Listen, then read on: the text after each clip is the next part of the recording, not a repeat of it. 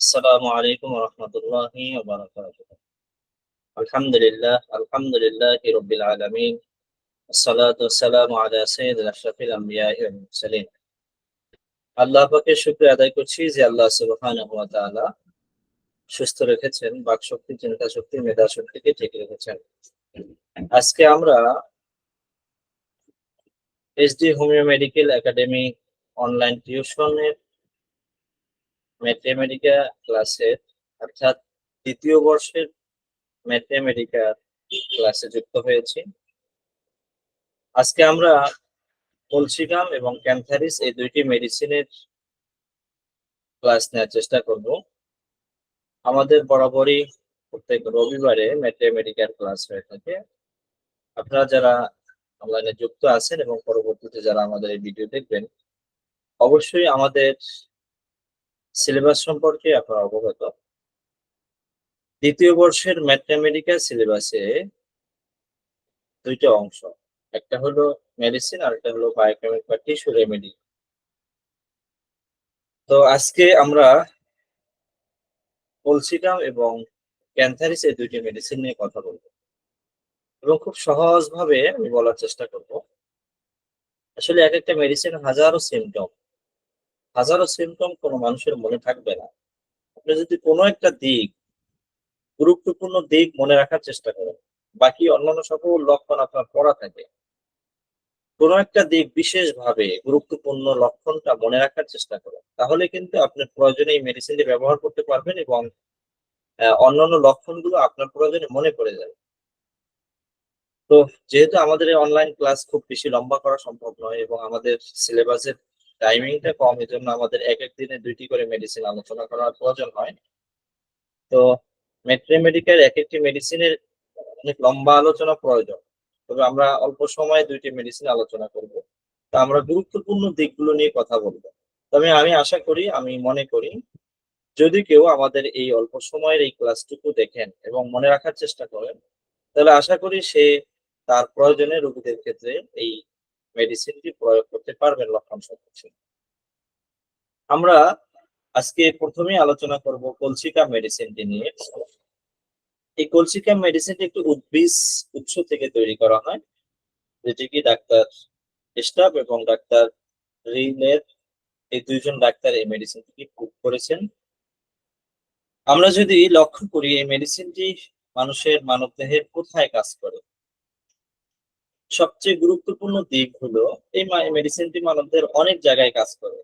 হৃৎপিণ্ড বা হার্ট এই মেডিসিনটি কাজ করে, ডাইজেস্টিভ সিস্টেমের উপরে কাজ করে, কিডনির উপরে কাজ করে, রক্তের উপরে কাজ করে, চর্মের উপরে কাজ করে, অনেক জায়গায় কাজ করে। তার মধ্যে এই মেডিসিনটাকে বোঝার জন্য সবচেয়ে গুরুত্বপূর্ণ ২ টা কথা আমি বলবো। সেটা হলো এই মেডিসিনটাকে বলা হয় বাতের একটা মেডিসিন। এটা একটা কমন কথা। ডাক্তাররা বেশিরভাগ সময় বাতের রোগীদেরকে এই মেডিসিনটা প্রয়োগ করে থাকেন লক্ষণ সহকারে। তাহলে বাতের ক্ষেত্রে যে মেডিসিনটা প্রয়োগ করে থাকেন সেটা কিভাবে? আ কোল কল কলসিকাম মেডিসিনটি ক্যালসিয়াম মেডিসিনটির ক্রিয়া যদি আমরা লক্ষ্য করি, সেখানে গুরুত্বপূর্ণ দিক হলো জয়েন্টে।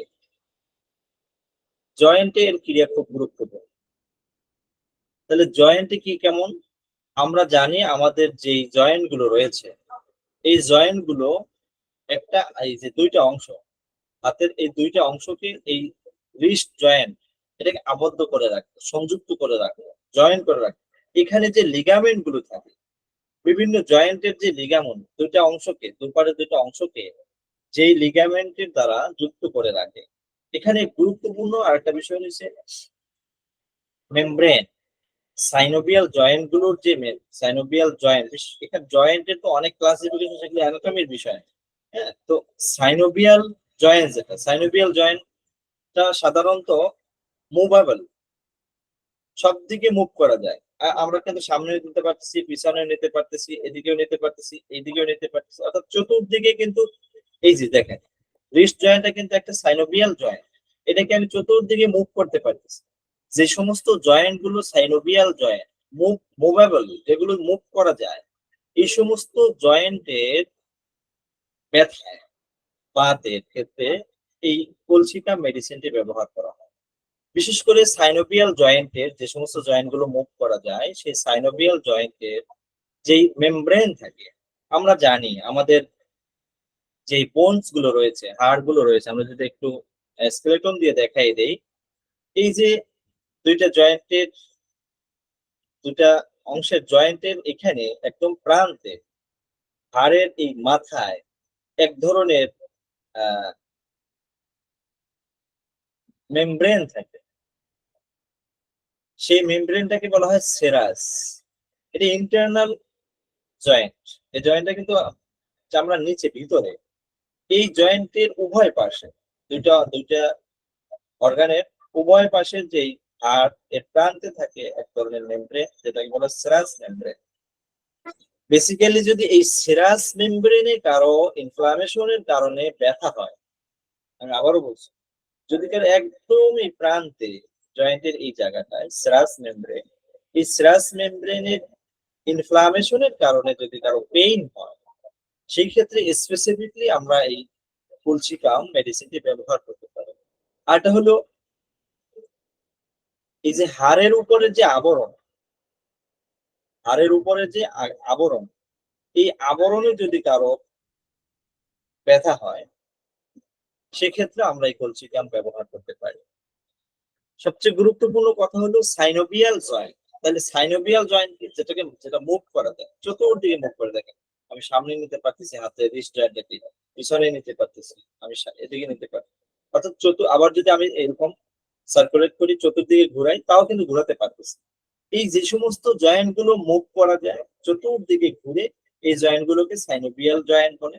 এই সাইনোভিয়াল জয়েন্টে কিন্তু এই কলসিকাম মেডিসিনটি খুব বিশেষভাবে ক্রিয়া লক্ষ্য করা যায়। এজন্য অনেক ডাক্তার দেখবেন যে বাতের প্রথম অবস্থায় বা পুরাতন অবস্থায়, উভয় অবস্থায় কিন্তু এই কলসিকাম ব্যবহার করা যায় বাত জনিত বেদনা। এখানে আরেকটা কথা বলে রাখি, সেটা হলো এগুলো বিশেষ মনে রাখার মতো কথা। সেটা কি, যদি কারো কোথাও ব্যথা হয়, মনে করেন পায়ে ব্যথা বা হাতে ব্যথা, এই পেইনটা একটা বিশেষ লক্ষণ রয়েছে। সে ব্যথা অবস্থায় যদি পায়ের বৃদ্ধাঙ্গ, আমি তো ক্যামেরায় পা দেখাতে পারতেছি না, হাত দিয়ে দেখাচ্ছি, পায়ের যে বৃদ্ধাঙ্গুলটা রয়েছে, এই বৃদ্ধা আঙ্গুলি দিয়ে যদি সে কোনো একটা অবজেক্টের সাথে টাচ করে, এভাবে ঠোকর দেয়, এভাবে আমি যেভাবে দেখাচ্ছি, অর্থাৎ আমি হাত দিয়ে দেখাচ্ছি, পায়ের কোনো বৃদ্ধা আঙ্গুল দিয়ে সে যদি কোনো একটা বস্তুর সাথে, কোনো একটা কাঠ বা কোনো একটা গাছ বা কোনো একটা কিছুর সাথে যদি এরকম পা এরকম খোঁচা দেয় বা এরকম ঠোকর দেয়, তাহলে তার যেখানে ব্যথা, সে জায়গায় সেই স্থানে তীব্র ব্যথার অনুভব করবে সে। এটা একটা বৈশিষ্ট্যপূর্ণ লক্ষণ।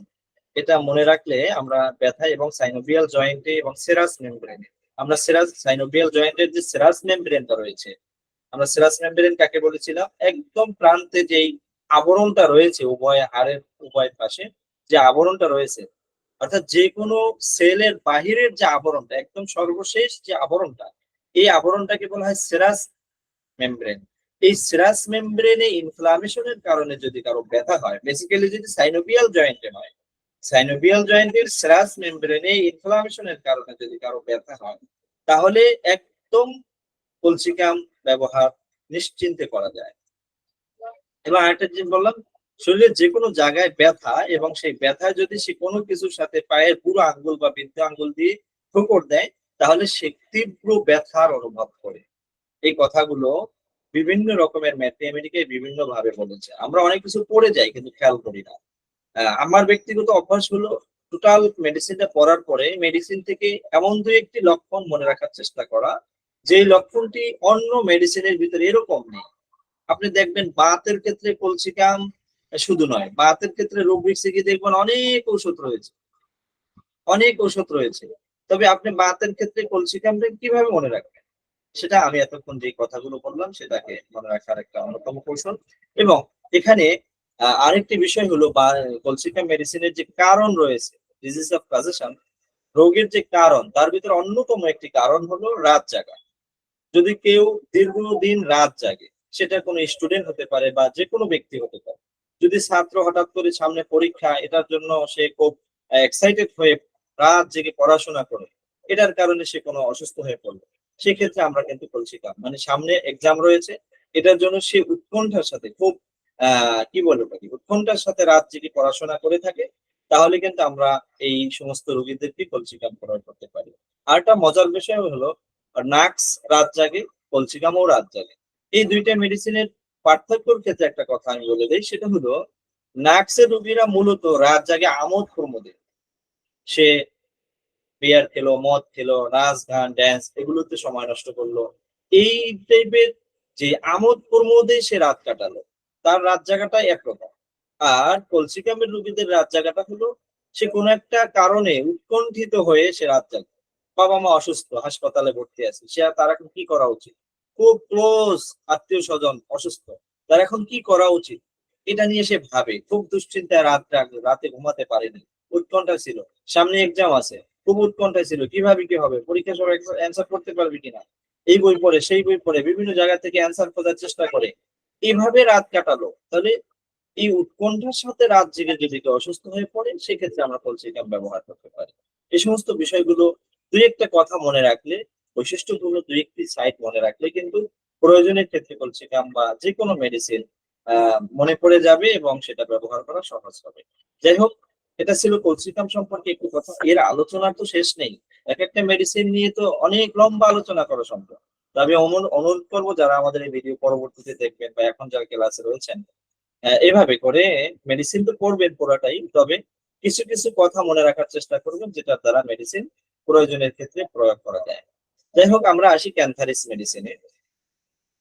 ক্যান্থারিস মেডিসিনটাও আমরা যদি মনে রাখার জন্য চেষ্টা করি, সেক্ষেত্রে আমি একটু মজার গল্প বলবো একটু পরে। এটা আমার বানানো গল্প না, ম্যাথমেটিক্যাল থেকে বলছি। এতক্ষণ যে আপনার আলোচনা শুনছিলেন, সেটা ডাক্তার উইলিয়াম বোরিকের যে ম্যাথমেটিকা, সেই ম্যাথমেটিকা এবং সাথে অন্য কিছু ম্যাথমেটিকের সমন্বয়ে কিছু কথা বলেছিলাম। এটা কেন বললাম, আপনারা পরবর্তীতে বই থেকে এই বিষয়গুলো দেখে নিতে পারবেন। আচ্ছা, এরপরে আসি ক্যান্থারিস মেডিসিনের ক্ষেত্রে। ক্যান্থারিস মেডিসিনের একটা কমন প্রয়োগ আমাদের দেশে রয়েছে, সেটা হলো প্রস্রাবে জ্বালা পড়া ক্যান্থারিস। যদি রোগী এসে কোনোভাবে বলতে পারে যে আমার প্রস্রাব ক্লিয়ার হচ্ছে না, প্রস্রাবে জ্বালা পড়া হচ্ছে, তো চোখ বন্ধ করে আমরা ক্যান্থারিস প্রয়োগ করি। এটা মারাত্মক একটা অন্যায় এবং মারাত্মক একটা ভুল। আহ, আমরা লক্ষণ থাকলে অবশ্যই প্রয়োগ করতে পারি, কিন্তু দু একটা লক্ষণ শুনিয়ে এভাবে দিতে পারি না। যাই হোক, ক্যান্থারিসে জ্বালা আছে সেটা ঠিক, তবে আগুনে পুড়ে গেলে যেমন জ্বালা হয়, কেউ যদি আগুনে পুড়ে যায়, কারো স্কিনটা আগুনে পুড়ে গেল, তাহলে কেমন একটা জ্বালার অনুভব হয়, তার জ্বালাটা যদি এই আগুনে পুড়ে যাবার মতো জ্বালা হয়, সেক্ষেত্রে আমরা এই ক্যান্থারিস প্রয়োগ করতে পারি। ক্যান্থারিসের একটি বিশেষ বৈশিষ্ট্যপূর্ণ দিক হলো, এখন এই ক্যান্থারিসের জ্বালা কোথায় কোথায় হতে পারে? যে কোনো জ্বালায় জ্বালা, প্রস্রাবে জ্বালা হতে পারে, শরীরে জ্বালা হতে পারে, যে কোনো জায়গায় ব্যথায় আগুনে পুড়ে যাওয়ার মতো জ্বালা যন্ত্রণা হতে পারে, সেটা হতে পারে। আমরা যদি ক্রিয়াস্থল শেষ করি, তাহলে সেটা জনন যন্ত্রের যেই অর্গান গুলো রয়েছে, সে সমস্ত অর্গান গুলোর বিভিন্ন ডিজিজে কিন্তু এই ক্যান্থারিস প্রয়োগ করা হয়ে থাকে। নার্ভাস সিস্টেমের বিভিন্ন অবস্থায় কিন্তু ক্যান্থারিস প্রয়োগ করা থাকে। চর্মে, স্কিনে এই ক্যান্থারিসের ব্যবহার রয়েছে এবং অন্ত্র যাকে বলা হয়, এই অন্ত্রেও কিন্তু এই ক্যান্থারিসের ব্যবহার করা হয়ে থাকে। তবে যে কোনো জায়গায় জ্বালা ব্যথা, সেখানে যদি আগুনের মতো, আগুনে পুড়ে গেলে যেমন জ্বালা হয়, সেরকম একটা জ্বালার অনুভব সে করে। বৈশিষ্ট্যপূর্ণ লক্ষণের মধ্যে আরেকটি কথা হলো, এই যে সে প্রস্রাবের ব্যাগ হয়, এত জ্বালা, কিন্তু বারবার তার প্রস্রাবের বেগ, এখন প্রস্রাব করে আসলে একটু পরে আবার তার প্রস্রাবের বেগ হচ্ছে, কিন্তু প্রত্যেকবার প্রস্রাব করতে গেলে প্রস্রাবের বেগ হলে তার এই মূত্র নালীতে প্রচন্ড রকমের জ্বালা, আগুনে পুড়ে যাবার মতো একটা জ্বালা সে অনুভব করে। শরীরে বিভিন্ন জায়গা থেকে, নাক মুখ মলদ্বার, বিভিন্ন জায়গা থেকে রক্তক্ষরণ হতে পারে। এটা একটি বৈশিষ্ট্যপূর্ণ লক্ষণ। আমাশয়, রিসেন্টলিতে আমরা এর ব্যবহার দেখি। এই সমস্ত বিষয়গুলো একটা রয়েছে। আরেকটা বিষয় হলো ক্যান্থারিসের এই জায়গাগুলোতে আমরা অনেক সময় নক করিও না। ক্যান্থারিসটা হলো যৌন রোগে ক্যান্থারিসের ব্যবহার রয়েছে। যে সমস্ত পুরুষ অথবা নারী, তাদের কামিচ্ছা, যৌন চাহিদা, যৌন ইচ্ছাটা খুব তীব্র আকারের হয়। পুরুষের ক্ষেত্রে যদি হয় যৌন ইচ্ছা প্রচন্ড রকমের থাকে এবং এই লিঙ্গোচ্ছ্বাস হলে যৌন ইচ্ছা যদি অত্যাধিক হয়, তখন তাদের পেনিসটা খুব ব্যথা, পেইনফুল হয়ে যায়, খুব ব্যথাযুক্ত হয় এবং সেই ব্যথাটা, একটু আগে যে ব্যথার ধরন বলেছি, সেই রকম ব্যথা একটা থাকে। ক্যান্থারিসের এই